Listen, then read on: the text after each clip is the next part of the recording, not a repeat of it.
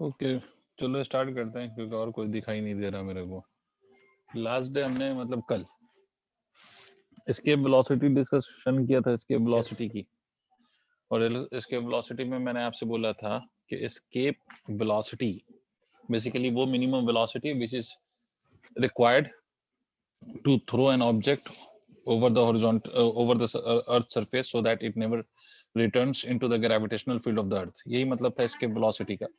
Now the point is कि how to calculate this value और what will be the value of this escape velocity और अर्थ के लिए value कितनी होगी और किसी जनरल प्लैनेट के लिए अगर निकालना हो तो कैसे निकालेंगे। तो देखो एक बात तो सिंपल सी है सर, कि इसको मैं डायरेक्टली एनर्जी के कंजर्वेशन से भी कर सकता हूँ, बट एग्जाम में अगर आ जाए तो एग्जाम में डिपेंडिंग ऑन मार्क्स, जो मार्क्स पे डिपेंड करते हुए आपको देखना है कि मार्क्स कितना है। अगर एक मार्क या 2 मार्क्स के लिए पूछा है, मैक्सिमम 2 मार्क्स के लिए पूछेगा। अगर 1 मार्क के लिए पूछा तो सिंपली एनर्जी का कंजर्वेशन करके ड्राइव करके रिजल्ट शो कर सकते हो, और अगर 2 मार्क्स के लिए पूछा है तो थोड़ी सी मेहनत बढ़ा लेना।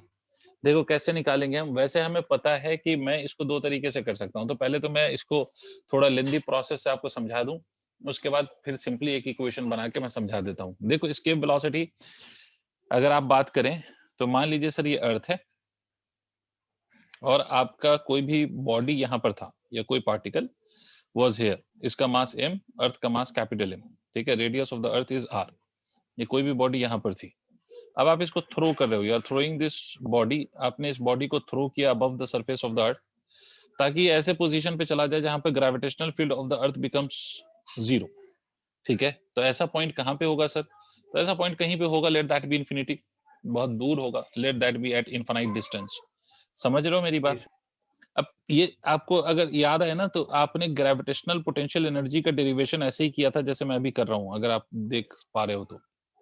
आप मान लो कि किसी भी पॉइंट पे, मान लो कि हम किसी भी जनरल पॉइंट अज्यूम कर लें P which is at a distance of x, और यहां से हम ये अज्यूम कर लें कि इस बॉडी को हमने फर्दर और डिस्प्लेस कर दिया बाई dx, ठीक है। बिल्कुल देखो याद करो, ग्रेविटेशनल पोटेंशियल एनर्जी का जब आपने डेरिवेशन किया था तो यही बिल्कुल सेम डेरिवेशन आपने किया था।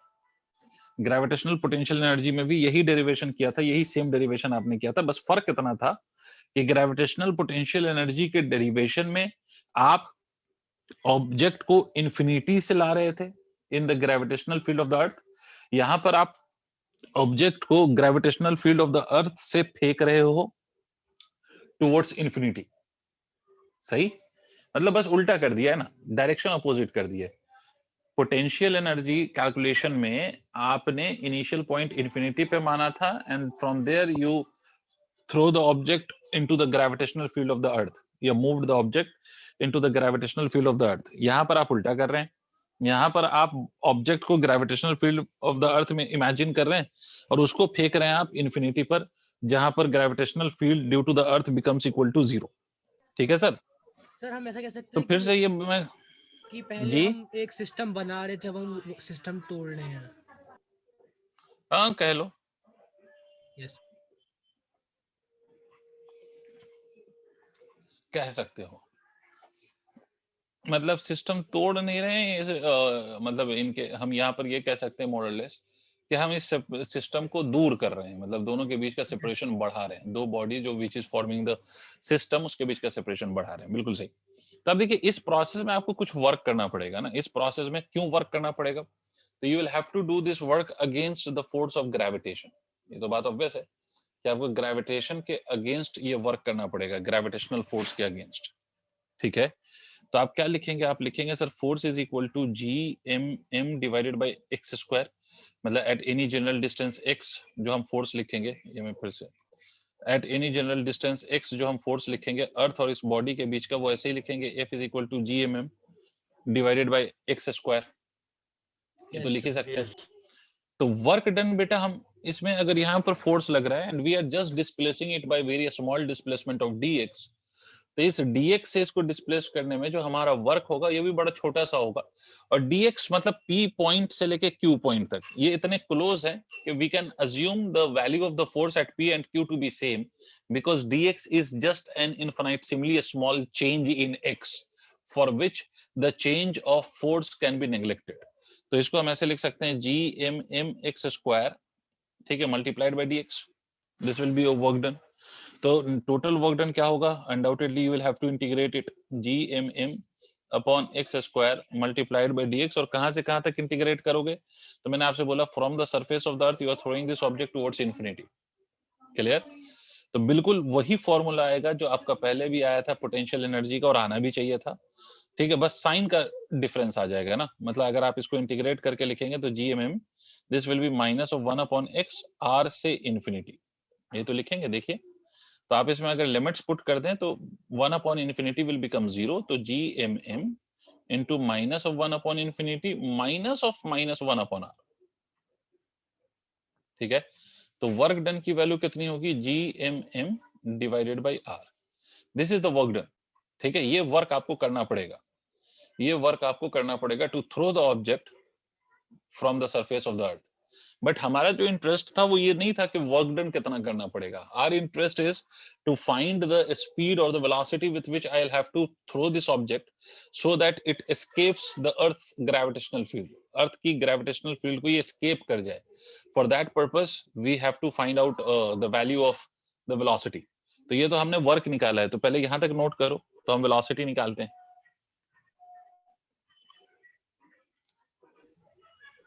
सर इसमें कंजर्वेशन ऑफ एनर्जी लाएंगे क्या? बिल्कुल, वर्क एनर्जी थ्योरम कह लो, क्योंकि ये वर्क आपने इतना किया और आपको मालूम है कि whatever the work is done by you can be calculated from the change of kinetic energy. Yes sir.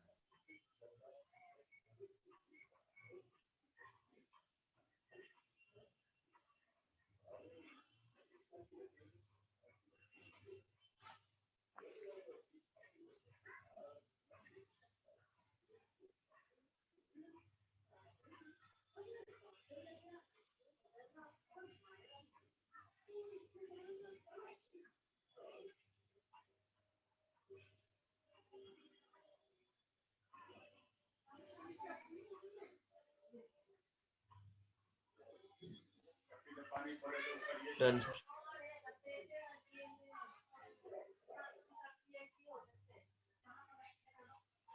चलिए, तो ये तो वर्क हो गया। अब हमें मालूम है कि हम जो वर्क करते हैं वो काइनेटिक एनर्जी को चेंज करता है। तो एक बात तो ऑब्वियस है बेटे हर्षित एंड सक्षम, कि एक बात तो बहुत ऑब्वियस है कि जब आप यहाँ से बॉडी को फेंकोगे तो undoubtedly you will throw this body or you will throw this object with some speed, and that speed or velocity will be called as escape velocity.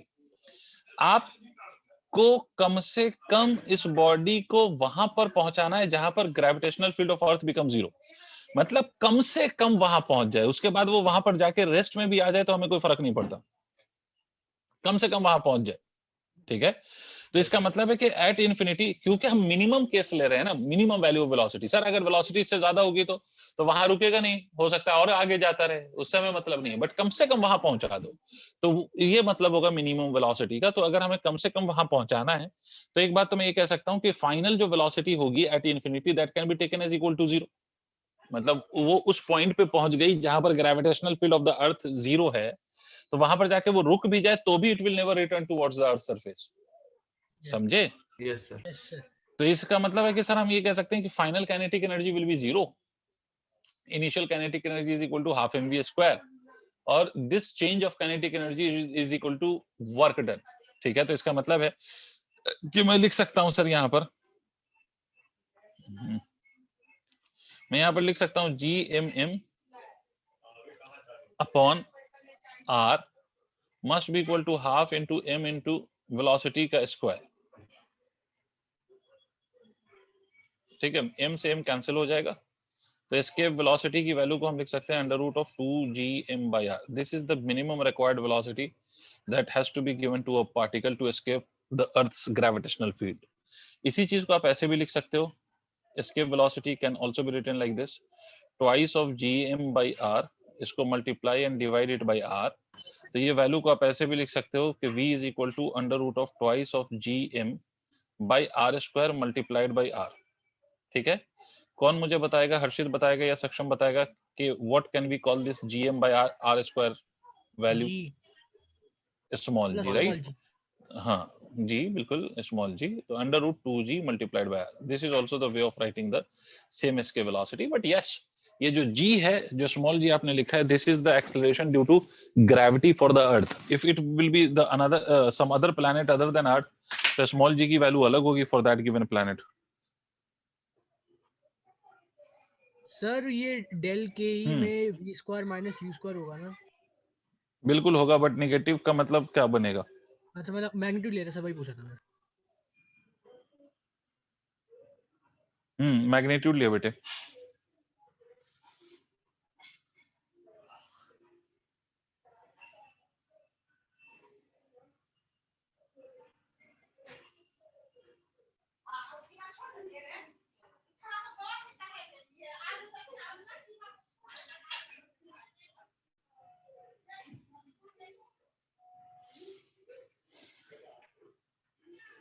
Done.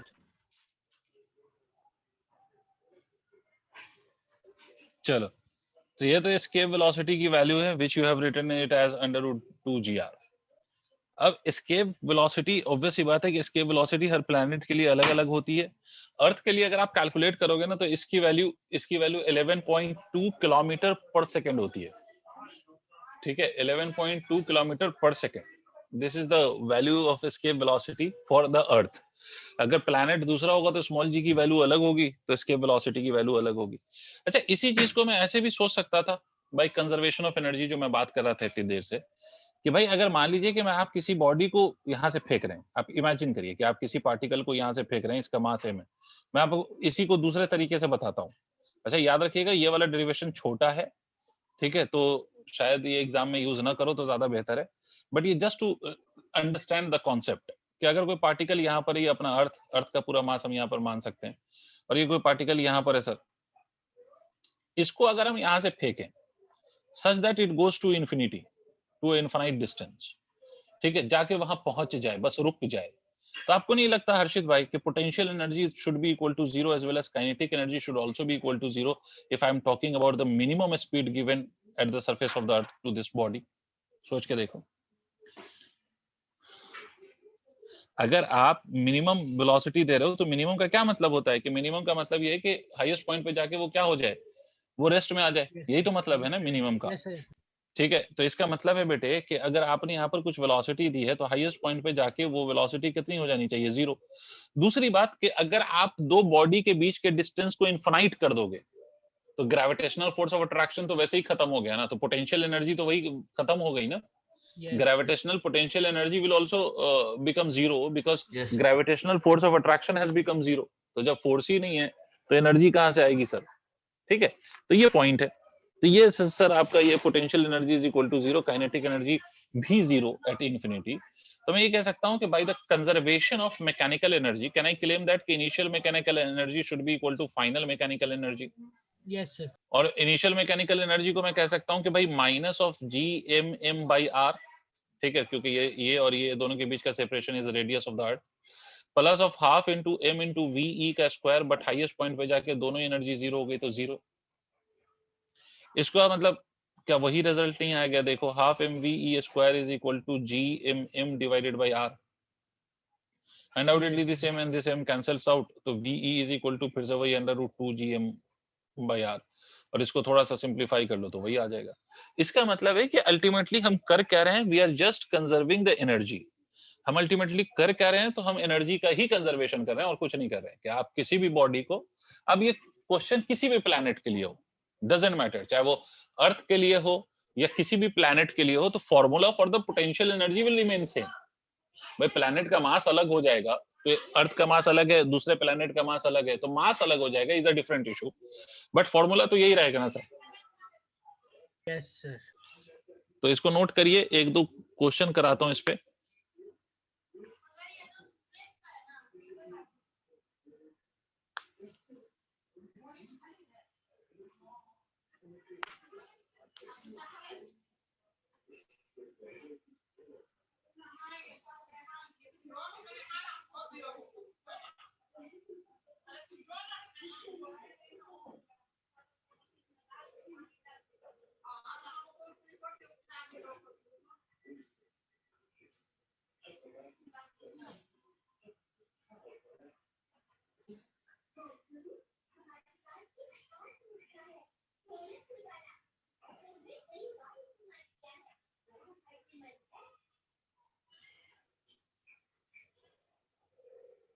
Done sir.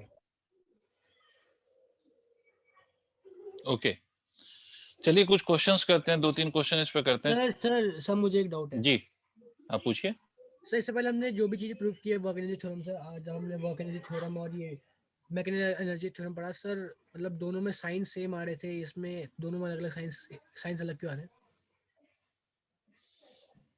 Sir? Proof same चीज कर रहे दोनों हैं में लेकिन sign, हाँ दोनों में साइन अलग अलग आ रहा है।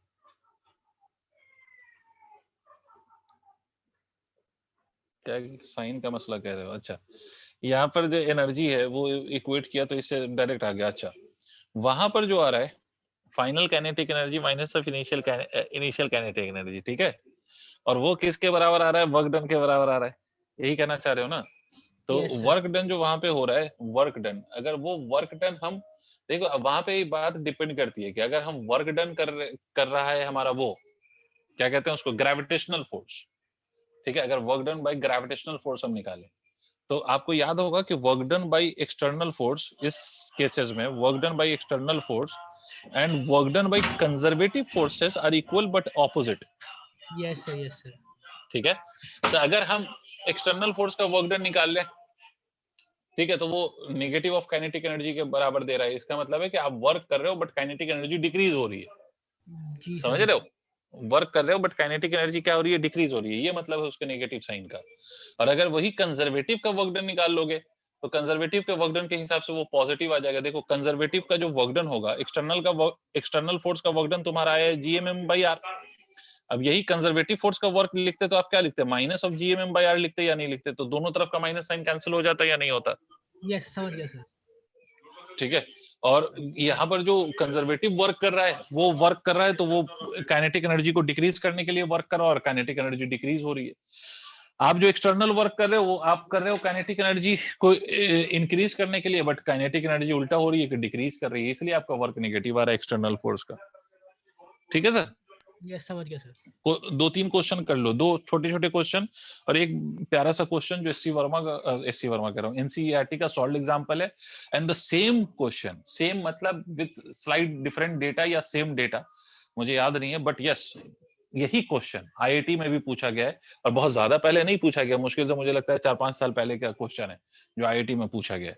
ठीक है, वही सेम एनसीईआरटी का सॉल्व एग्जांपल। तो एनीवेज, तो चलो हम पहले एक दो छोटे क्वेश्चन पे बात कर लें। सर क्वेश्चन हमारा है कि एक प्लैनेट है, मान लीजिए जुपिटर। आप ऐसे समझिए कि मास ऑफ जुपिटर आपसे बोला गया, mass of Jupiter,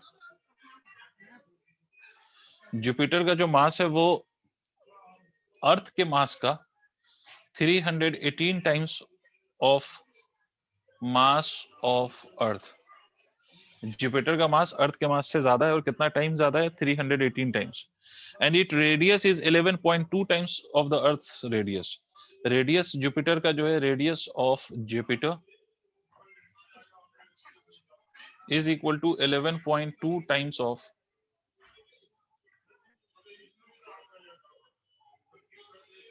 radius of earth. ठीक है, बात समझ आ गई? अब आपसे कहता है estimate the escape velocity of the body from the Jupiter surface given that the escape velocity of the earth surface is 11.2 kilometre per second. Escape velocity for earth 11.2 kilometre per second अभी बताया था, kilometre per second याद रखिएगा, ये kilometre per hour नहीं है। मतलब एक सेकंड में कितना डिस्टेंस कवर हो जाना चाहिए? 11.2 kilometre, and it is very high speed of course. तो आपसे पूछा गया है कि find the escape velocity for what? For Jupiter. और आसान सा सवाल है, कर सकते हो तुम, करो। फाइनल रूट अगर नहीं भी निकले तो कोई बात नहीं है, but you can solve simple, it's a case of ratio and nothing else.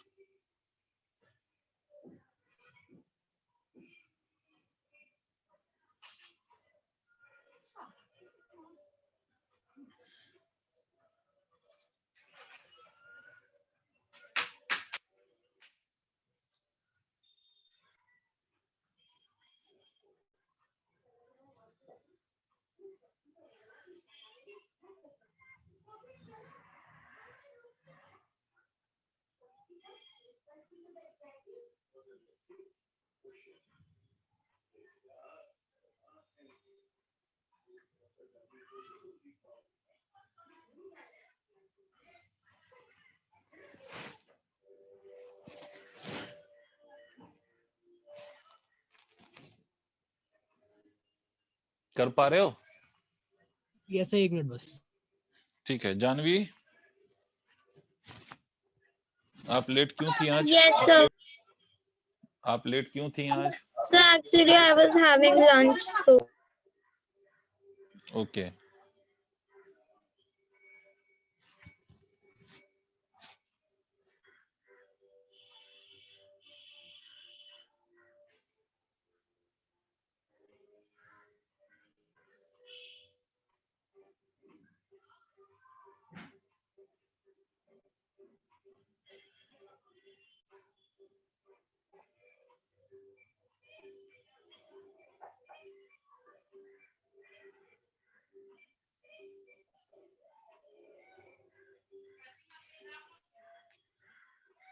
देखो, मास ऑफ अर्थ की वैल्यू रखने की जरूरत नहीं है, क्योंकि आपको रिलेशन यूज करना है ना, तो दोनों रेशियो लोगे तो मास कैंसिल हो जाएगा। देखो, इसमें मास ऑफ अर्थ को आप कैपिटल एम मान लो। अगर हम मास ऑफ अर्थ को देखो, बस सिंपल सी बात है, मास ऑफ अर्थ अगर हम मान लेते हैं कैपिटल एम, तो मास ऑफ जुपिटर, जुपिटर का जो मास है वो 3, हाँ देख लेता हूँ, 318 टाइम्स ऑफ एम हो जाएगा। इसी तरह से अगर मैं रेडियस ऑफ अर्थ मान लूं, रेडियस ऑफ अर्थ, अर्थ का रेडियस अगर मान लेता हूं कि कैपिटल आर है, तो रेडियस ऑफ जुपिटर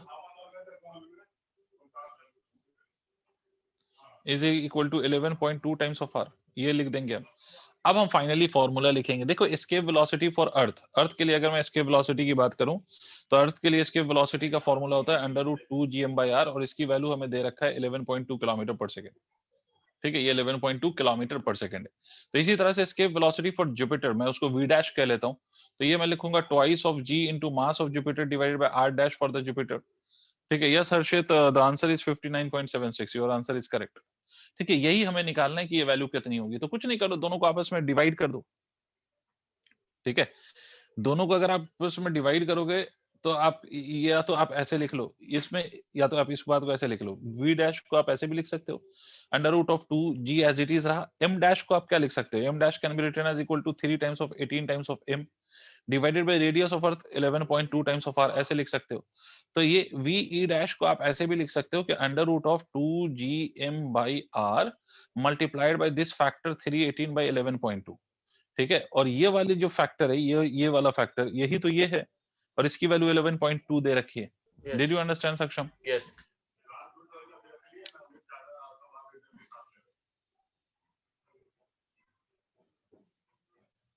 और याद रखिएगा, ये सिर्फ इसकी वैल्यू नहीं, √2gm की वैल्यू दे रखी है 11.2। ये लेफ्ट वाला पार्ट इरेज कर दूं अगर आप लोगों ने लिख लिया है तो?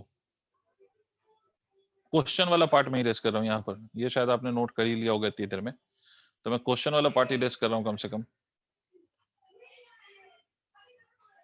अब देखो, हमें रूट अंडर, ये रूट वाली वैल्यू ना, तो हम इसको ऐसे भी लिख सकते हैं, ve dash is equal to √2gm/r multiplied by √318 divided by 11.2, और ve dash root under this value is equal to 11.2 multiplied by this factor of 318 divided by 11.2।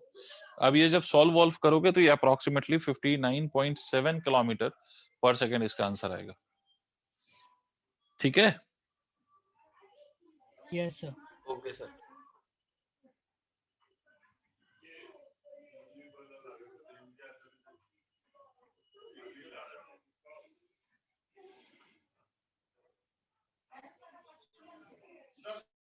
Done.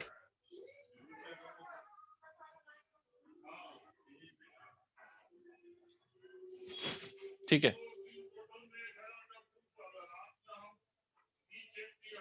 Next question पे आ रहा हूं।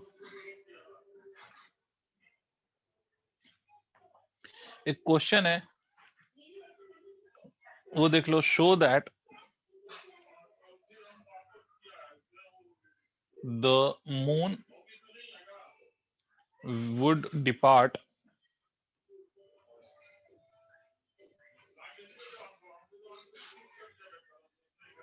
forever if its speed were increased by 42%।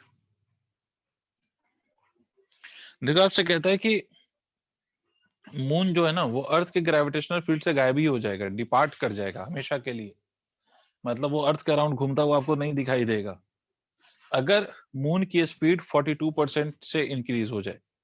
अगर moon की speed को हम 42% increase कर दें तो वो अर्थ के ग्रेविटेशनल फील्ड से गायब हो जाएगा।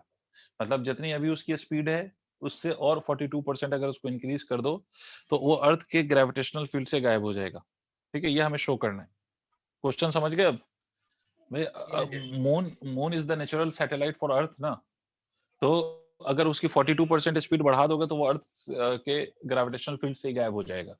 अब एक बात समझो, मून अर्थ के अराउंड क्या करता है, घूमता है या रुका रहता है? What happens to the moon, what does it do? घूमता है। घूमता है। इन इट्स ऑर्बिट वो कंटिन्यूअसली रिवॉल्व करता है अराउंड द अर्थ। तो इसका मतलब है कि motion of this moon is circular motion. और जब भी सर्कुलर मोशन, देखो ये अगर मान लो ये अर्थ है, अर्थ है ये, तो इसके अराउंड जो ऑर्बिट है, इस ऑर्बिट के अंदर क्या कर रहा है मून, क्या कर रहा है मून घूम रहा है। तो मून को नेसेसरी सेंट्रीपिटल फोर्स चाहिए, और जो चाहिए वो प्रोवाइड करने वाला भी कोई होना चाहिए।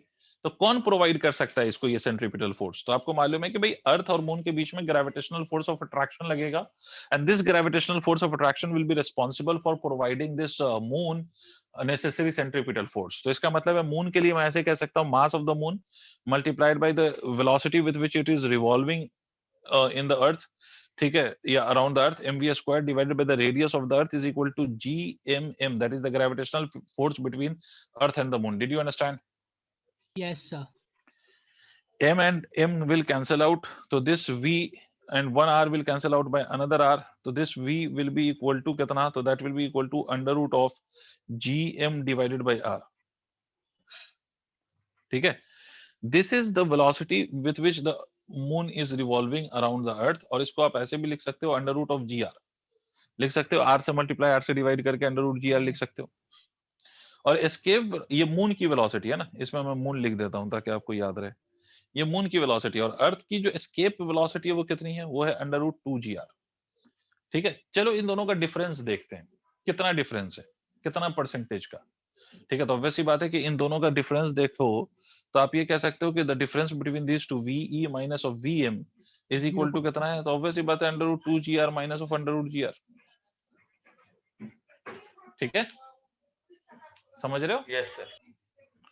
तो ये कितना परसेंटेज है? अगर हम इसका परसेंटेज निकालें, परसेंटेज चेंज, ठीक है, तो ये कितना परसेंटेज चेंज चाहिए होगा या इंक्रीज चाहिए होगा मून की इस वेलोसिटी को, ताकि वो अर्थ के इसके वेलोसिटी के बराबर हो सके? यही तो पॉइंट है।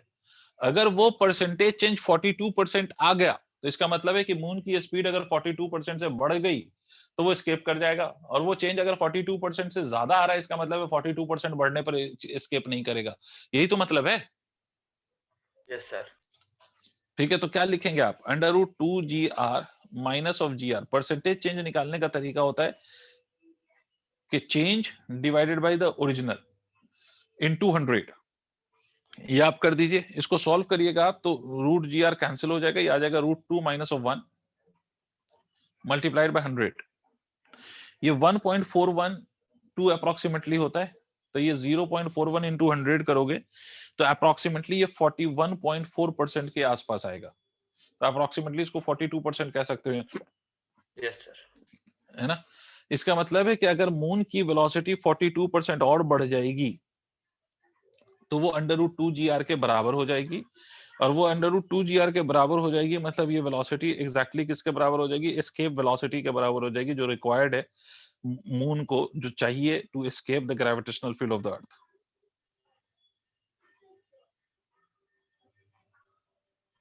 Yes, sir. नोट करो, सर एक और क्वेश्चन देखते हैं जी। सर यही चीज हम under root g m by r से भी कर सकते थे ना, मतलब डायरेक्टली क्या दोनों की वैल्यूज पुट ऑन करके फिर 11.2 से वो करके। दोनों से कर सकते हो,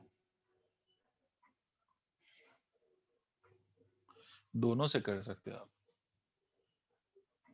हो गया ये? वेट एक sir. Minute. Okay, waiting.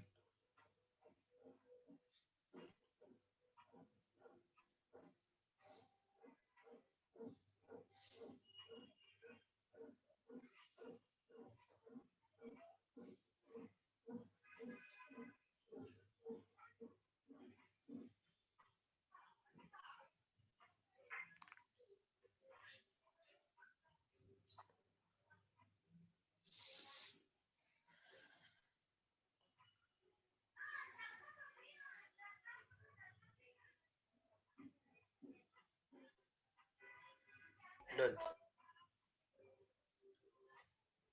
Done. तो आगे सुनो, अब मैं एक उसी एनसीईआरटी वाले सॉल्व एग्जांपल पे आ रहा हूं, समझने की कोशिश करना, मिलके करेंगे।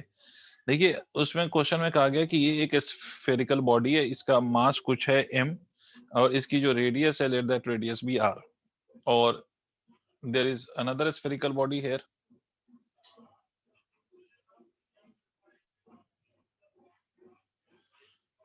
इसका भी रेडियस r है, बट इसका मास जो है वो 4m है। ठीक है, इसका भी रेडियस r है, बट इसका मास 4m है। ठीक, इन दोनों के बीच का जो सेपरेशन है, मतलब इन दोनों के सेंटर्स के बीच का सेपरेशन, वो क्वेश्चन में गिवन है कि दैट इज 6r।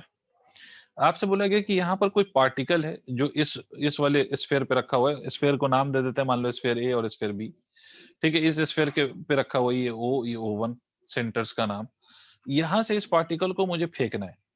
ठीक है, इस पार्टिकल का मास m है और इसको फेंकना है मुझे। अब सवाल सुनिएगा, the two spheres are filled, a projectile of mass m is projected from the surface of the sphere of mass capital M directly towards the center of second sphere. Obtain the expression for minimum speed v for the projectile so that it reaches the surface of the second sphere. मतलब यहां से इसको हम कितने कम से कम speed से फेंकें ताकि ये प्रोजेक्टाइल का ये मतलब मत समझ लेना कि पैराबोलिक पे पाथ पे जाएगा। प्रोजेक्टाइल का मतलब है कि सिर्फ under the effect of gravitation फेंका जाएगा इसको। तो अगर इस पार्टिकल को यहां से हमने फेंका जिसका मास m है, तो इसको कम से कम बोला है, मैक्सिमम नहीं बोला उसने, कम से कम कितनी स्पीड दें ताकि वो दूसरे वाले सरफेस पे पहुंच जाए। Did you understand the question? Yes yes sir. Find v minimum so that it reaches the second sphere. ठीक है, it has been thrown from the first sphere directly towards the second sphere, but what should be the minimum value of speed so that it reaches the surface of the second sphere? Clear है? तो अब इस बात को ध्यान से समझिएगा sir कि इसमें क्या होना चाहिए। पहली बात तो इस बात को समझो, यहाँ पर मिनिमम का क्या मतलब है। देखो, अगर आप किसी भी बॉडी को फेंकोगे तो ऑब्वियस ही बात है कि जैसे यहाँ पर स्मॉल m को आपने फेंका तो इस पर gravitational force of capital M काम कर रहा है। तो जैसे ही आप इसको फेंकोगे तो अगर स्पीड बहुत कम प्रोवाइड करी है आपने सो that it doesn't escape through the gravitational field of capital M, तो ये वापस कैपिटल M पे आ जाएगा, वो 4m पे पहुंचेगा ही नहीं। Are you getting what I am saying? कि अगर मैंने स्पीड नहीं दी इतनी कि so that it can escape the gravitational field of sphere A, तो it will never be able to reach the sphere B और the surface of sphere B। अगर आप चाहते हो कि it should escape from the gravitational field of A and should go और reach to the surface of B, तो उस case में आपको कुछ तो मिनिमम स्पीड देना पड़ेगा ताकि ये इसके ग्रेविटेशनल फील्ड से निकल जाए, है ना। तो सबसे पहली बात कि इसकी ग्रेविटेशनल फील्ड से निकलने के लिए कितनी स्पीड देनी पड़ेगी, और वो इसकी ग्रेविटेशनल फील्ड जीरो होगी कहां पर, पहले ये देखना पड़ेगा आपको। जहां पर जीरो होगी वहां तक पहुंचा दो। अगर आपने वहां तक पहुंचा दिया तो उसके बाद का काम दूसरा वाला स्फीयर कर लेगा, वो अट्रैक्ट कर लेगा। नहीं आ रही बात समझ में? बट अगर आप वहां तक भी नहीं पहुंचा पाए तो ये कभी भी दूसरे वाले के सरफेस की तरफ नहीं जाएगा। अब आप ये कह सकते थे कि सर हम डायरेक्टली इतनी स्पीड क्यों ना दे दें कि दूसरे वाले स्फीयर पे पहुंच जाए वो। ठीक है, ग्रेविटेशनल फील्ड का चक्कर ही क्यों पाल रहे हो? क्योंकि क्वेश्चन का स्टेटमेंट ऐसा है, आपसे उसने ये नहीं पूछा कि स्पीड बताओ, उसने पूछा मिनिमम स्पीड बताओ कि मिनिमम कम से कम कितना फेंकूं। तो मिनिमम का केस का मतलब यही होगा कि कम से कम हम वहां पर पहुंचा दें जहां पर इसकी ग्रेविटेशनल फील्ड जीरो हो जाए, नेट ग्रेविटेशनल फील्ड जीरो हो जाए। अगर वो जीरो हो गई तो उसके बाद किसका फोर्स ज्यादा डोमिनेंट हो जाएगा? 4m का, क्योंकि उसका मास ज्यादा है, 4m का डोमिनेंट हो जाएगा। जस्ट उस पॉइंट तक पहुंचा दो किसी तरह से, यार बोलो ना। यस सर, आ रहा है। तो पहला काम जो हम करेंगे वो ये करेंगे कि ग्रेविटेशनल फील्ड नेट जीरो कहाँ पे होगी। तो मान लो कि ग्रेविटेशनल फील्ड इससे at a distance of r zero हो रही है यहाँ पर। तो यहाँ इससे कितना डिस्टेंस होगा 6r माइनस ऑफ r, ये इस वाले स्फीयर से। मान लेते हैं कि यहाँ पर ई नेट की वैल्यू जीरो है, यहाँ पर ई नेट की वैल्यू जीरो है, मान लेते हैं ऐसा, ई नेट की वैल्यू जीरो है ना। तो आप क्या लिखेंगे, आप यही लिखेंगे ना जी। हाँ बोलिए। सर इससे पहले जब भी हमने किया कि कहाँ पे फील्ड जीरो होगी, मतलब सॉरी कैंसिल होगी सर, तो हम कहाँ से मेजर कर रहे थे? सेंटर से ही? वो डिस्टेंस तो आप किसी भी पार्टिकल से मेजर कर सकते हैं, मतलब किसी भी। जैसा अगर आपसे ये कहा जाए कि भाई, हाँ अब ये कहोगे कि सर ऐसा पार्टिकल बना रहे थे आप, तो फिर तो वहां पर सेंटर की बात नहीं होती है। तो यहाँ पर आप इस बात को याद रखिएगा कि ये जो हम दो बॉडीज ले रहे हैं उसकी इंडिविजुअल डायमेंशन जरूर है, but in comparison to the distance between the two sphere this individual dimension is negligible. आप इन दोनों का बीच का सेपरेशन देखिए 6 आ रहे। Yes sir. भाई आपकी जो इंडिविजुअल बॉडी होती है वो भी पार्टिकल थोड़ी ना होती है, वो तो आप उसको पार्टिकल ट्रीट करते हो in comparison to the separation at which the two bodies are placed. Yes sir. नहीं समझ रहे हो तुम? तो इसलिए मैंने कहा था कि पार्टिकल के लिए एप्लीकेबल है। इसका मतलब है पार्टिकल का मतलब कि ऐसी दो बॉडीज जिसके बीच का सेपरेशन इतना ज्यादा है कि उसके कंपैरिजन में हम उस बॉडीज के साइज को नेग्लेक्ट कर सकते हैं और उसको हम पार्टिकल की तरह ट्रीट कर सकते हैं। पार्टिकल का ये मतलब नहीं है कि बिल्कुल मतलब ये छोटे पॉइंट लाइक पार्टिकल, ऐसा कोई पार्टिकल होगा तभी फोर्स लगेगा, ये मतलब नहीं है। समझे आप? Yes sir. ठीक है, इसीलिए यहाँ पर सेंटर से लिया जा रहा है क्योंकि इन दोनों के बीच का सेपरेशन रेडियस से 6 टाइम्स है। तो इसलिए आप इसको पार्टिकल की तरह ट्रीट कर सकते हो in comparison to the separation between the two spheres. Anyways, तो नेट ग्रेविटेशनल फील्ड जीरो होने के लिए क्या होना चाहिए, इस वाली का फील्ड और इस वाली का फील्ड दोनों इक्वल होना चाहिए, क्योंकि डायरेक्शन तो वैसे ही अपोजिट होगी। देखो इसकी डायरेक्शन ऑफ ग्रेविटेशनल फील्ड, इसकी डायरेक्शन ऑफ ग्रेविटेशनल फील्ड इसके इस स्फीयर की डायरेक्शन में होगा, और इस वाले का जो ग्रेविटेशनल फील्ड होगा वो इस वाले स्फीयर की डायरेक्शन में होगा। सही बोल रहा हूं? यस। तो ये m कैंसिल, ये g से g कैंसिल, ठीक है, और यहाँ पर भी होल स्क्वायर होगा। तो इसको दोनों तरफ स्क्वायर रूट कर दो, तो इसको हम लिख सकते हैं 1/r 2/6r minus of r। Solve करो तो 6r minus of r is equal to 2r। तो इसका मतलब है कि 6r is equal to 3r, है ना। तो r की वैल्यू कितनी होगी, तो r की वैल्यू होगी 2 टाइम्स ऑफ कैपिटल R। मैं फिर से रिपीट कर देता हूं, देखो सक्षम, हमें बेसिकली पहला तो हम ये चेक कर रहे हैं कि where will the net gravitational field become zero. ठीक है, दोनों स्फीयर के कहां पर किस पॉइंट पे ग्रेविटेशनल फील्ड जीरो होगा। तो अपने को एक बात तो मालूम है कि gravitational field of sphere A will be directed towards the sphere A itself, and similarly gravitational field of sphere B will be directed towards the sphere B itself. तो एक बात तो ऑब्वियस है कि भाई दोनों की डायरेक्शन ऑपोजिट है, तो जिस पॉइंट पे दोनों की वैल्यू इक्वल हो जाएगी उस पॉइंट पे आपको नहीं लगता कि ये net will become equal to zero. Yes. ठीक है, तो हमने दोनों का मतलब इस वाले का स्मॉल r और उस वाले का सेपरेशन कितना 6r माइनस ऑफ r। ठीक है, तो हमने दोनों का ग्रेविटेशनल फील्ड लिखा, और दोनों की ग्रेविटेशनल फील्ड को हम क्या करेंगे, दोनों की ग्रेविटेशनल फील्ड को अपन इक्वेट कर रहे हैं। तो अगर हम दोनों की ग्रेविटेशनल फील्ड को इक्वेट कर दें तो फाइनली हमें वो पॉइंट मिल जाएगा जहां पर net gravitational field due to the two spheres will become zero. तो इसका दूसरा मतलब होगा कि हमें कम से कम अपने स्फीयर को वहीं पहुंचाना है, कम से कम वहां पहुंचा देना है। ओके। ठीक है, तो ये पॉइंट आ गया small r is equal to 2r, मतलब यहां तो आपको पहुंचाना है। समझ गए? अभी खेल खत्म नहीं हुआ, ये पॉइंट क्लियर है, यहां तक पहुंचाना है। अब यहां तक पहुंचाने के लिए यहां से हम कितनी वेलोसिटी दें ये प्रश्न है। तो अब क्या करेंगे sir, how we will proceed now.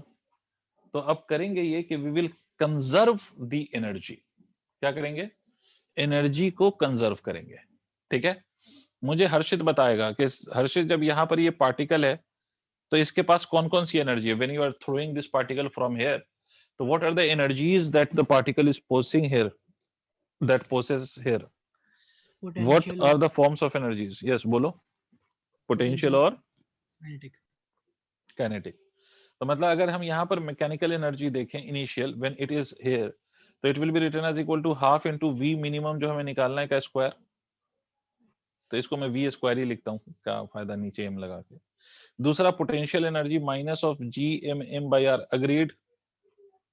Sir Yes. वो काइनेटिक कैसे आ जाएगा एक बार बताना। इसलिए आई क्योंकि यहाँ से आप स्पीड दोगे ना, यहीं पे से स्पीड प्रोवाइड करोगे ना, रेस्ट से नहीं, मतलब यू आर हाँ, थ्रोइंग हाँ। दिस विद सम स्पीड, तो इसलिए काइनेटिक एनर्जी आ गई।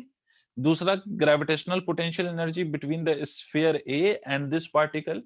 अच्छा, स्फीयर बी का भी तो पोटेंशियल एनर्जी होगा पार्टिकल के साथ, और जब ये इसके सरफेस पे, तो स्फीयर बी का जो डिस्टेंस है फ्रॉम दिस, वो सेंटर से वो 5r होगा या नहीं, पहले ये इसको देखिए। Yes sir. तो इसको हम लिख सकते हैं minus of g into 4m into फिर से m divided by 5r। This is your initial mechanical energy. यहां तक नोट करो तो I write the final one.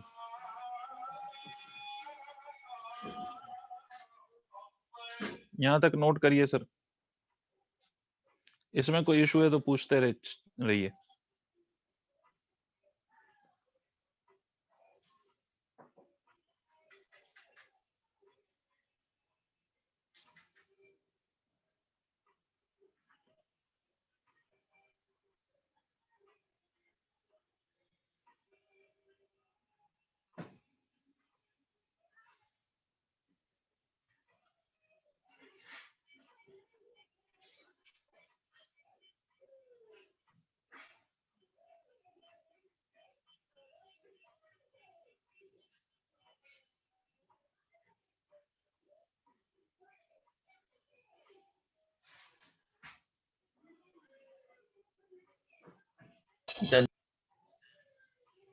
Done. तो ये तो इनिशियल मैकेनिकल एनर्जी हो गया। ये किस पॉइंट पर, when the particle is just being projected from the sphere A. अब फाइनल कहां पे लिखेंगे आप एनर्जी, कहां तक पहुंचाना है आपको पार्टिकल को, वो 2r डिस्टेंस पे। यहां तक पहुंचाना है ना, सच दैट ये वाला जो डिस्टेंस है वो, ये स्मॉल r की वैल्यू कितनी हो गई, 2r। तो मैं इसको हटा के ऐसे लिख देता हूं कि स्मॉल r बिकम 2r, तो दिस इज ऑब्वियसली 4r। जब पार्टिकल को आप जस्ट यहां पहुंचाएंगे, तो मिनिमम का मतलब है कि जस्ट यहां पहुंच जाए, तो जस्ट यहां पहुंच जाए तो इस पॉइंट पे वेलोसिटी कितनी लेंगे हर्षित एंड सक्षम, 0। Just zero. इसका मतलब you will be only having the potential energy as your final mechanical energy. तो आप क्या लिखेंगे, आप लिखेंगे sir minus of G M M by 2r minus of g into 4m into m divided by 4r। ठीक है, because all the forces are conservative. तो finally आप mechanical energy initial, mechanical energy final equate कर सकते हो या नहीं, कर सकते हैं सर। कर सकते हैं। जब ये है ना, करके आंसर निकाल लेना आप। And because it is a question of NCERT, तो you will get the answer there also. तो आंसर निकाल के चेक कर सकते हो वहां से आप अपना आंसर।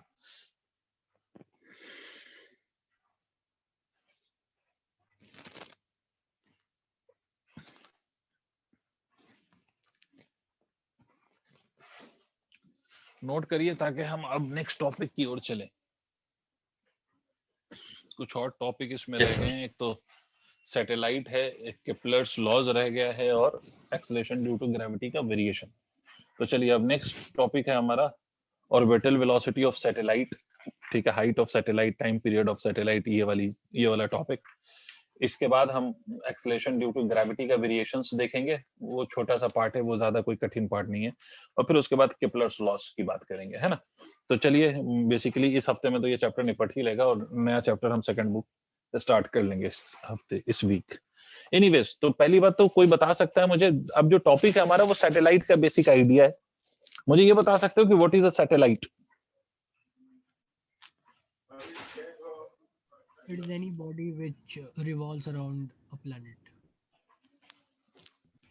ये सिंपल सी डेफिनेशन यही है कि ये कोई भी ऐसी बॉडी है जो कॉन्टिन्यूअसली रिवॉल्व करती है किसी भी एक लार्जर बॉडी के about in its stable orbit, है ना। कोई भी satellite is basically a body which revolves around a larger body, ठीक है, in its stable orbit। stable orbit का सेंस ये है कि in that orbit when it revolves, तो ऐसा नहीं होता कि वो एनर्जी लूज करके उसकी ऑर्बिट छोटी हो जाए and it finally collides with the larger body around which it was revolving। तो इसका मतलब है कि सिंपली स्टेबल ऑर्बिट का मतलब है कि उस ऑर्बिट में उसकी एनर्जी में कोई चेंज नहीं आएगा and neither it is going to hit the larger body, right. तो ऐसी कोई भी body which revolves around a large body, ठीक है, इन इट्स स्टेबल ऑर्बिट, ठीक है, that is basically called as a satellite, है ना। अब सैटेलाइट बेसिकली दो टाइप के हैं, एक को हम कहते हैं नेचुरल सैटेलाइट और दूसरे को कहते हैं आर्टिफिशियल सैटेलाइट। हमें ऑल्दो इस सब पे कोई बहुत ज्यादा कोई चर्चा करनी नहीं है, ठीक है, ये सिंपली एक इंट्रोडक्शन है। तो नेचुरल सैटेलाइट आप लोगों को पता है कि नेचुरली अकरिंग सैटेलाइट्स, जैसे फॉर एग्जांपल मून, है ना, जो जिस नेचर ने क्रिएट किया है और नेचर ने Yes. क्रिएट किया है और वो किसी पर्टिकुलर प्लैनेट के अराउंड घूम रहा है, तो हमारे लिए जैसे moon is a natural satellite, तो that is natural satellite. But अब मैन मेड सैटेलाइट्स जो हैं, जो हम बनाते हैं फॉर वेरियस रीजंस, और ये सैटेलाइट की वजह से बहुत ज्यादा ये जो दुनिया आगे बढ़ रही है, साइंस और टेक्नोलॉजी, और ये जो आपकी कम्युनिकेशन वाला जो पूरा पूरा का पूरा कम्युनिकेशन जो सिस्टम है, वो बेस्ड है इसी सैटेलाइट पे, सैटेलाइटिक कम्युनिकेशन पे बेस्ड है, सारी कहानी इसी से चल रही है। तो सैटेलाइट हम बनाते ही बहुत सारे रीजंस के लिए हैं। तो ये जितने भी सैटेलाइट हम बना के किसी भी पर्टिकुलर प्लेस के अराउंड, प्लैनेट के अराउंड हम रिवॉल्व करवा रहे हैं, that is basically called as the artificial satellite, मतलब basically man made satellites are basically the artificial satellites। अभी सैटेलाइट का यूज क्या है, तो सैटेलाइट सर आपको क्या कहते हैं उसका वेदर फोरकास्ट, उसमें भी सैटेलाइट यूज होता है, वेदर के बारे में आपको आइडिया देता है सैटेलाइट, किसी भी प्लेस में क्या हो रहा है उसके बारे में भी सैटेलाइट आइडिया देता है। स्पाइंग करने के लिए भी सैटेलाइट कंट्रीज के ऊपर लॉन्च किए जाते हैं, ठीक है। तो there are different benefits. Satellite का कम्युनिकेशन जो आपकी होती है, जितनी भी कम्युनिकेशन, जैसे मतलब यूएस में कुछ न्यूज आई या यूएस में कुछ टेलीकास्ट हो रहा है और वो तुम इंडिया में बैठ के देख रहे हो, दैट इज द सैटेलाइटिक कम्युनिकेशन, जिसके प्रोसेस के थ्रू ये काम हो पा रहा है। वरना आपको लगता है कि यहाँ यूएस से लेके यहाँ तक कोई वायर लगी हुई है, ऐसा तो नहीं है। तो वहां से signal are incident on a given satellite, और फिर वहां से वो हमारी तरफ आता है। तो वो एक पूरा प्रोसेस है, वो पूरा कम्युनिकेशन इंजीनियरिंग है, उसकी मैं बात नहीं कर रहा हूँ, ठीक है। तो बेसिकली मैं ये कह रहा हूँ कि सैटेलाइट के बड़े सारे यूजेस हैं, और इस आर्टिफिशियल सैटेलाइट में भी दो स्पेशल टाइप हम सैटेलाइट सुनते होंगे, आपने सुना होगा। एक पोलर सैटेलाइट होता है, सुना है? Yes sir. और एक No, और sir. कौन सा सैटेलाइट होता है? नहीं सुना है, मैं सुनाता हूँ ना। तो एक पोलर सैटेलाइट होता है। पोलर सैटेलाइट का बेसिक मतलब है कि ऐसा सैटेलाइट जो अर्थ के पोलर प्लेन में रिवॉल्व कर रहा हो, उसको हम पोलर सैटेलाइट कहते हैं, ठीक है। Sir, पोलर सैटेलाइट, पोलर हाँ। प्लेन मतलब कैसे? पोल सुना है? नॉर्थ पोल, साउथ पोल, हाँ सर, हाँ सर। है ना। तो नॉर्थ साउथ पोलर जो प्लेन है, ऐसा कोई vertical plane which passes through north south pole, मतलब ऐसा नॉर्थ साउथ पोल है ना, ये नॉर्थ साउथ, ये नॉर्थ, ये साउथ, ये पोल है अर्थ का। तो ऐसा कोई वर्टिकल प्लेन जो इस पोल से पास कर रहा हो, इसी को अपन क्या कहते हैं? Polar plane. तो ऐसा कोई भी सैटेलाइट जिस पोलर प्लेन में रिवॉल्व करता है अराउंड द अर्थ, उसको हम पोलर सैटेलाइट का नाम देते हैं। नहीं, इक्वेटोरियल नहीं होती हर्षित, जियो स्टेशनरी सैटेलाइट, है ना। ये भी बड़ा यूज होता है, जियो स्टेशनरी सैटेलाइट। इसके यूज पढ़ लेना बुक से, जियो स्टेशनरी सैटेलाइट, चाहे वो पोलर हो या जियो स्टेशनरी हो। जियो स्टेशनरी सैटेलाइट, इसका मतलब समझ लो, जियो मतलब अर्थ, स्टेशनरी मतलब रुका हुआ। वैसे ऐसा कोई सैटेलाइट हो ही नहीं सकता जो रुका हुआ हो, बट इसका ये मतलब है कि अर्थ के रिस्पेक्ट में वो रुका हुआ दिखाई देता है। ऐसा सैटेलाइट जो अर्थ के रिस्पेक्ट में रेस्ट में नजर आ रहा हो, that satellite is called as geo stationary satellite. उस सैटेलाइट को हम जियो स्टेशनरी सैटेलाइट कहते हैं। उस सैटेलाइट को we call it as geo stationary satellite. Sir क्या मीनिंग है इसकी और इसका फायदा क्या? देखो, ये बेसिकली ना हम स्पाई करने के लिए ज्यादातर यूज करते हैं। आपको किसी भी कंट्री का सीक्रेट जो है ना, वो देखने के लिए हम ज्यादातर जियो स्टेशनरी सैटेलाइट का यूज करते हैं। बेसिकली आपने वो देखा है, एक मूवी जॉन अब्राहम की रिसेंटली रिलीज हुई थी, रिसेंट मतलब 2-3 साल पहले, ये पता नहीं कितना, परमाणु, यस सर। Yes, sir. है ना। पोखरण। उसमें आपने देखा होगा, हाँ, पोखरण वाला। उसमें आपने देखा होगा कि बड़ा छुप छुपा के काम करते हैं, फिर भी यूएस वालों को खबर मिलती है इस तरह से, और कितना डर डर के करते Yes. हैं वो, क्यों? है ना। उसमें वो बड़ी सारी चीजें दिखाई हैं कि सैटेलाइट इस कोऑर्डिनेट पे पहुंचेगा, इतने बजे पहुंचेगा, तो उस हिसाब से काम होता है। तो वो बेसिकली जो इस तरह के सैटेलाइट होते हैं ना, वो किसी भी कंट्री के स्पाई करने के काम में आता है। जैसे फॉर एग्जांपल यहाँ कुछ हमने टेस्ट किया तो वहां के लोगों को, अब जाहिर है कि कोई भी कंट्री अपने जो सीक्रेट्स करेगी या मतलब कोई भी न्यूक्लियर टेस्ट या वेपन टेस्ट इस तरह का टेस्ट करेगी, तो वो तो चाहेगी ना कि किसी दूसरे कंट्री को नहीं पता चले कि हमने ये सब किया है, हमने ये सब बना के रखा हुआ है। ठीक है, तो ये तो मतलब तरीका होता है बेसिकली, ये छुपाने वाली चीजें होती हैं। फिर भी दूसरे कंट्री को पता चल जाता है, या वो एक तो वो है कि लीक हो रही हो खबर, कोई खुद का खबर दे रहा हो, बट दूसरा ये है कि ये सैटेलाइट्स होते हैं जो सैटेलाइट के थ्रू उनको इंफॉर्मेशन मिलती है ना। तो उस सैटेलाइट का काम ही यही है कि वो किसी भी पर्टिकुलर प्लेस पे, जैसे फॉर एग्जांपल मान लो कि दिल्ली के ऊपर सैटेलाइट किसी ने लॉन्च कर दिया और वो जियो स्टेशनरी सैटेलाइट लॉन्च कर दिया, तो वो हर वक्त दिल्ली के ऊपर ही रहेगा। हमें मालूम है अर्थ घूम रहा है, तो अर्थ घूमेगा तो सैटेलाइट भी साथ साथ उसी वेलोसिटी से उसी सेंस में घूमता है, ताकि वो हर समय पर दिल्ली के ही ऊपर रहे।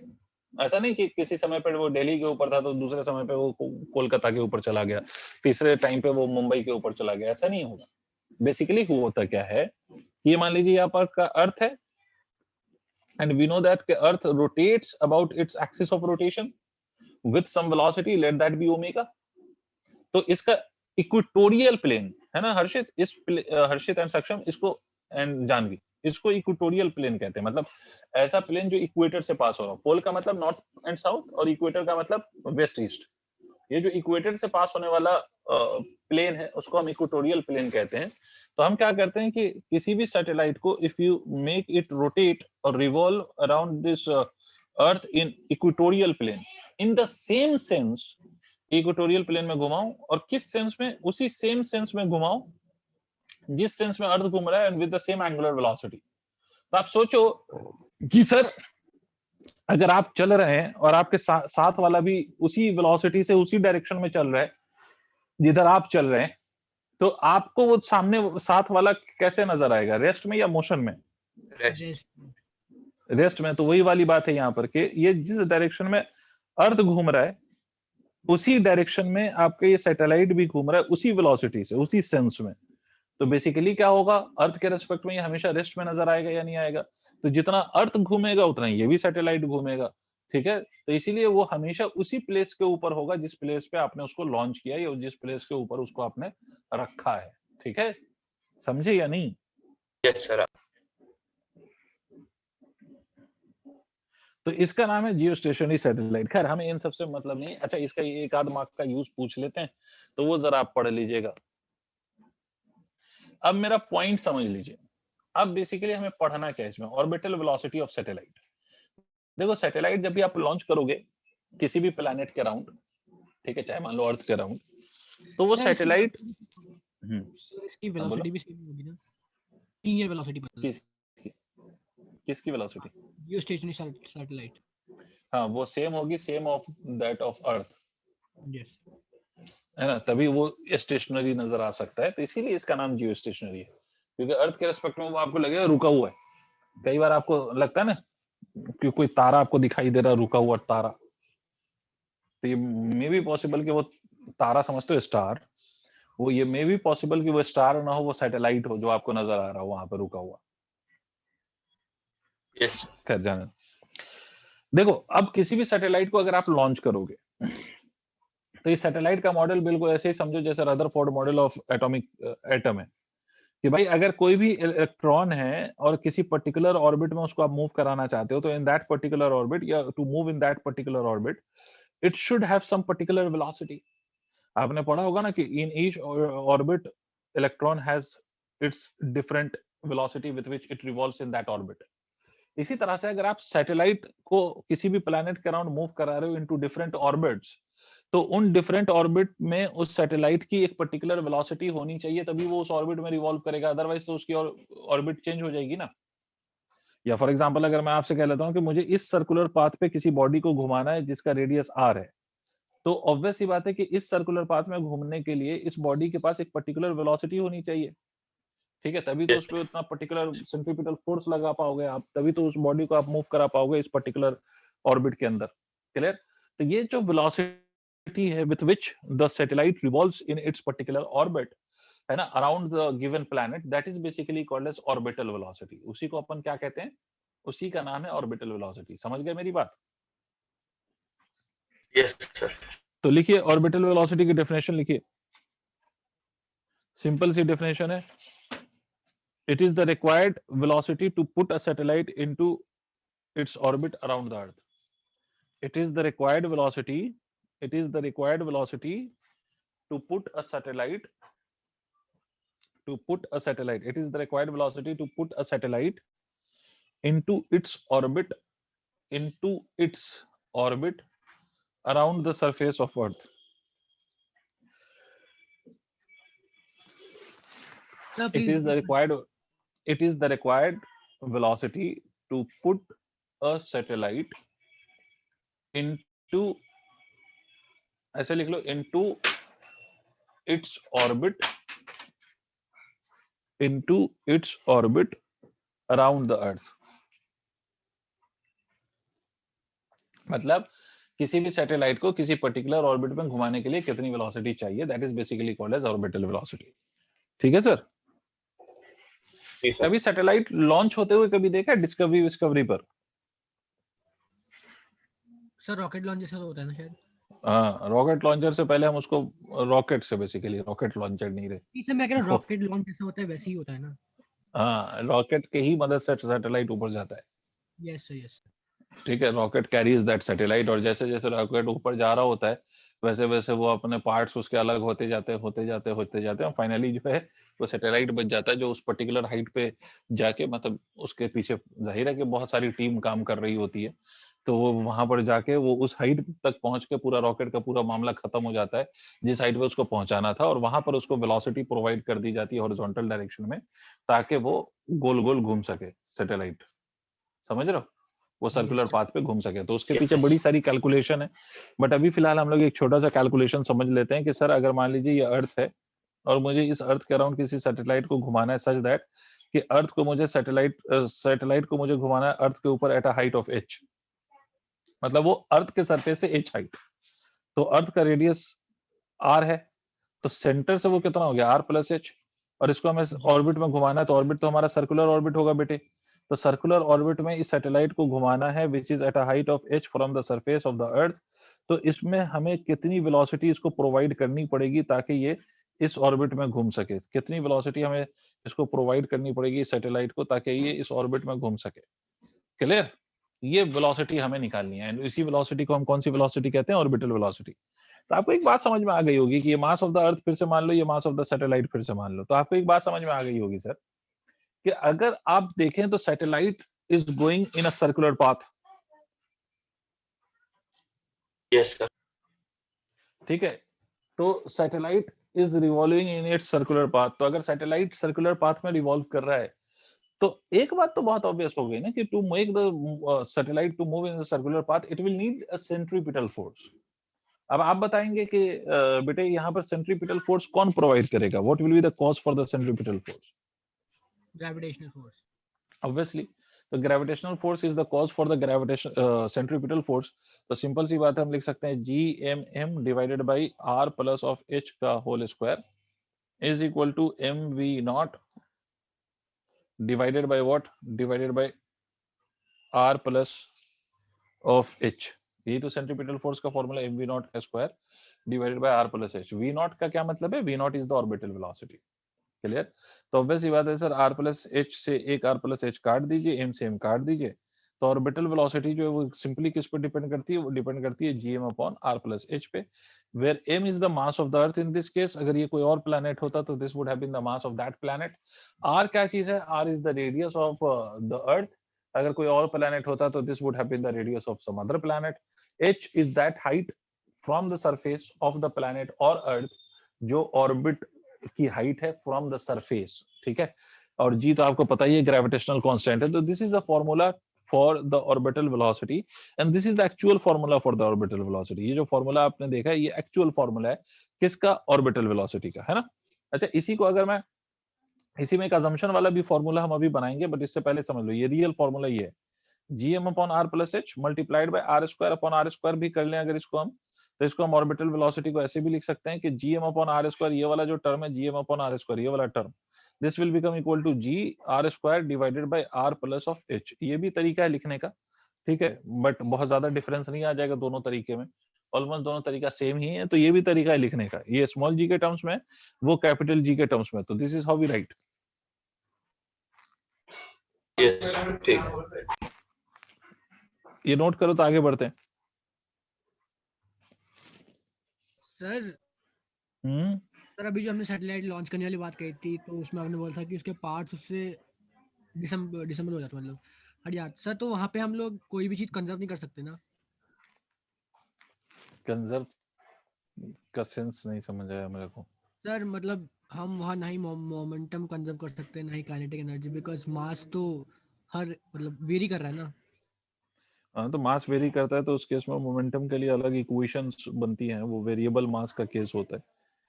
सर मतलब जो हमने पढ़ा है इसमें वो नहीं लगता, वेरिएबल इंटीग्रेशन का कुछ कॉन्सेप्ट आता है वहां पर। Okay okay sir. ये पढ़ाया जाता है, आपके लेवल में नहीं पढ़ाया जाता, बट हाँ थोड़ा सा एडिशनल लेवल पे जब हम जाते हैं जेई एडवांस वगैरह के लिए, तो ये भी पढ़ाया जाता है वेरिएबल मास का केस।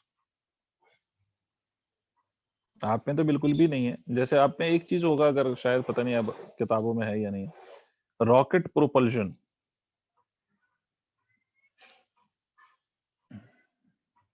लॉज ऑफ मोशन वाले चैप्टर में शायद आपको दिखाई दे जाए। हाँ एनसीईआरटी में ऐसा देखा था मैंने। एनसीईआरटी में भी है और उसमें भी है, क्या कहते हैं, एससी वर्मा में मिल जाएगा अगर आपके पास एससी वर्मा हो तो वो भी वेरिएबल मास का ही केस है, उसमें वेलोसिटी ऑफ रॉकेट निकालते हैं। Yes sir. खैर ये नोट करिए। दैट्स चलिए अब मेरी बात सुनिए, ये सब हो गया, तो अब इसमें एक और चीज समझते हैं कि अगर मान लो कि आपका अगर satellite is revolving very close to the earth, for a satellite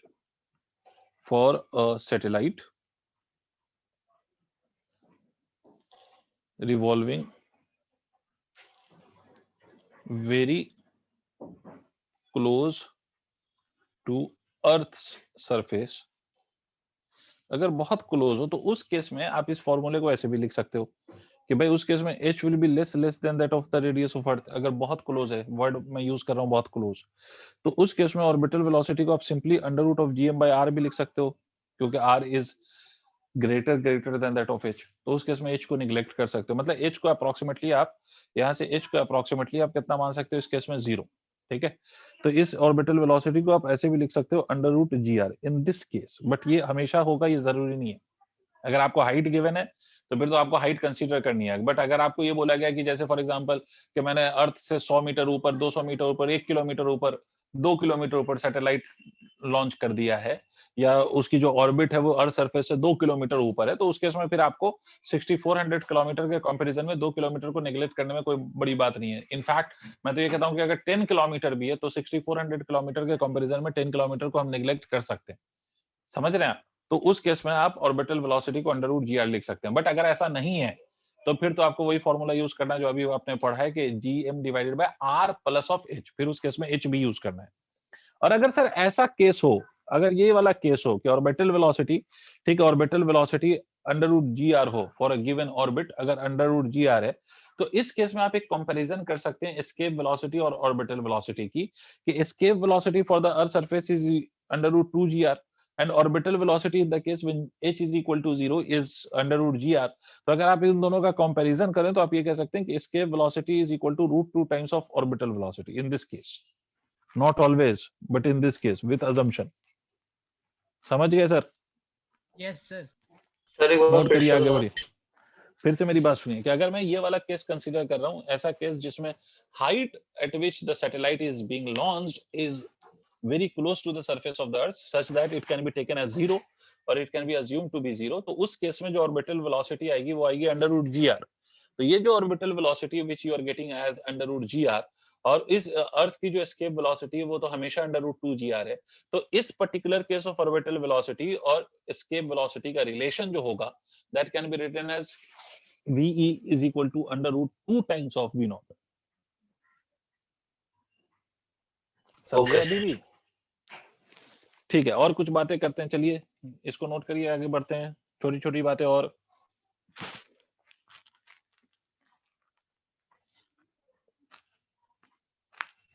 sir ji sir अभी हमने वेलोसिटी ऑफ मून पे तो रूट यार नहीं समझा, फिर से बोलिए। सर अभी पिछले क्वेश्चन मतलब इससे पहले वाले क्वेश्चन में वेलोसिटी ऑफ मून भी तो रूट जी आ रहा है। वेलोसिटी ऑफ मून रूट जी बिल्कुल आया था, उसका मतलब है कि that was basically the orbital velocity of the moon.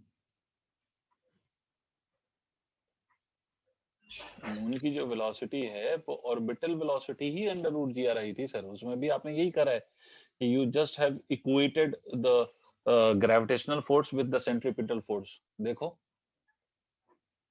But वहां पर आपको ऑर्बिटल वेलोसिटी का कॉन्सेप्ट तब तक नहीं बताया गया था, इसलिए मैंने नहीं कहा कि this is the orbital velocity formula. Sir मतलब वो काफी पास है ना, मतलब हाइट नेग्लिजिबल है। ऑब्वियसली मून अर्थ के बहुत पास है, stars are very far from moon. Sir कितना किलोमीटर होगा? अब ये तो मुझे भी नहीं पता, लेकिन पास है, सूरज से ज्यादा, बहुत ज्यादा करीब है मून। ओके अब पास का मतलब ये नहीं कि मतलब बुआ के घर के पास नहीं है, बट कुछ 100 कुछ हंड्रेड ऑफ किलोमीटर्स तो होंगे ही, जाहिर है, बट फिर भी सबसे ज्यादा पास वही है, मून ही। खैर चलिए सर आगे बात करते हैं। अब इसमें छोटी छोटी बातें हैं सर। ये तो ऑर्बिटल वेलोसिटी का फॉर्मूला आ गया। अब इसी में कोई कहते टाइम पीरियड, क्योंकि आपको मालूम है satellite continuously revolve around the given planet, तो उसको बार बार घूमने में सेम टाइम लगेगा, बिकॉज वो कंटिन्यूअसली सेम वेलोसिटी से ही मूव करता है। ठीक है, उसकी वेलोसिटी याद रखिएगा कि सैटेलाइट की जो वेलोसिटी है in a given orbit is always fixed like electron, है ना।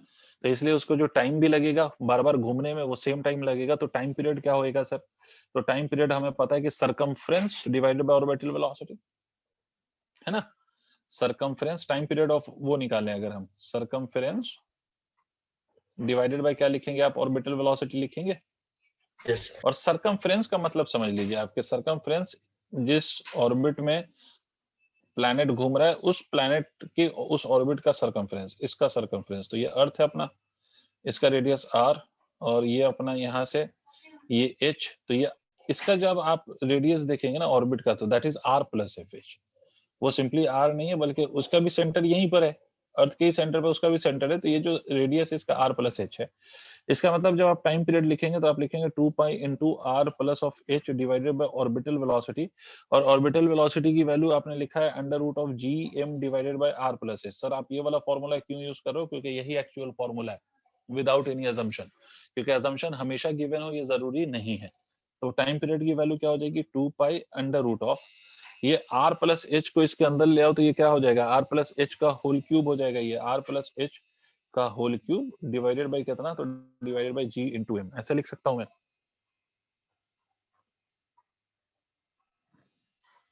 Clear sir? यस सर तो this is the formula for time period. रटने की जरूरत नहीं है, बस याद रखो टाइम पीरियड का मतलब सरकमफ्रेंस, क्योंकि इतने फॉर्मूला रटना आसान काम नहीं है। तो आप तो सिंपली ये बात याद रखोगे, circumference divided by orbital velocity. इसी चीज को हम ऐसे भी लिख सकते हैं। देखिए स्मॉल जी की जो वैल्यू होती है वो capital G M divided by r square होती है। तो जीएम को हम small g into r square भी लिख सकते हैं। मतलब इसको अगर हम स्मॉल जी के टर्म्स में लिखना चाहें तो आर प्लस एच का whole cube divided by g into capital R का स्क्वायर, ये भी आप ऐसे भी लिख सकते हैं।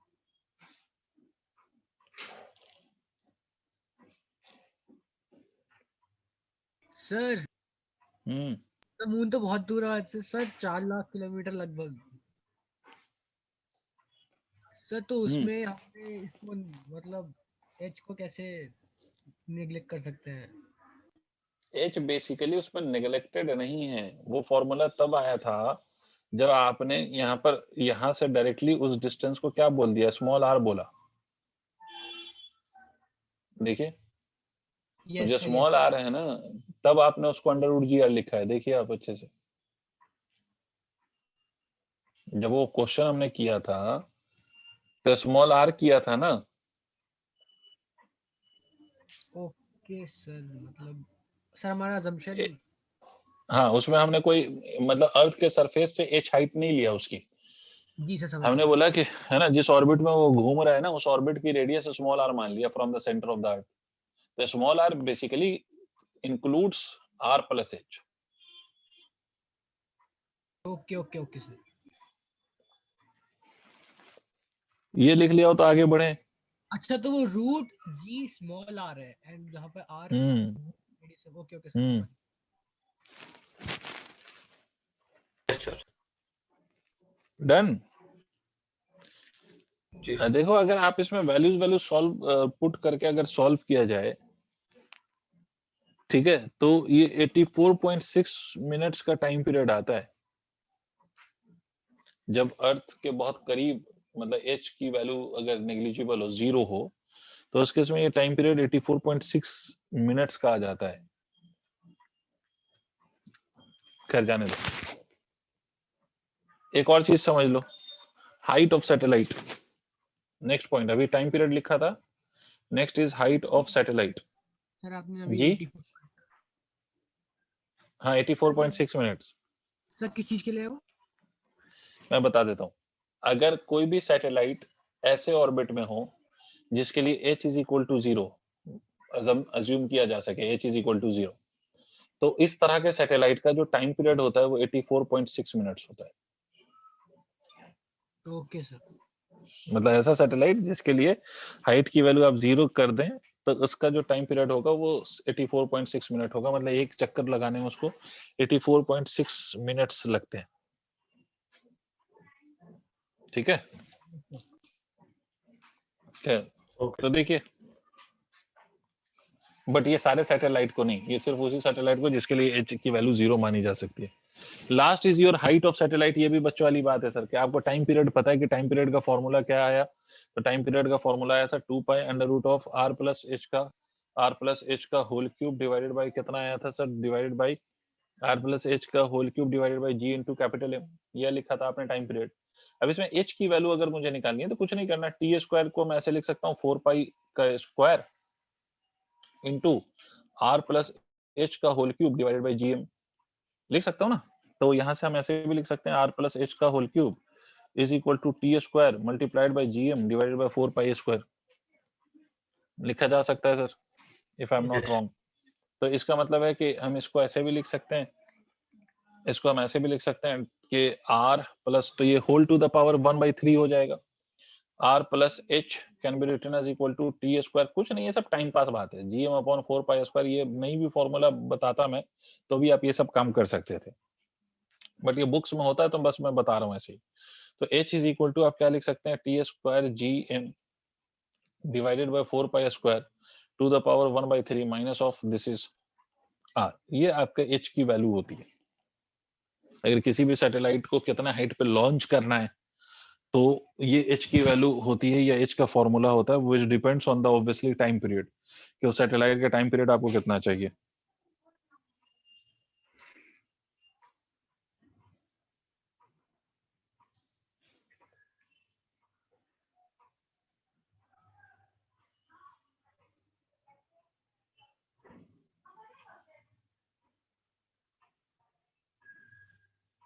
अभी टाइम SI यूनिट्स में है ना सर? हाँ जी,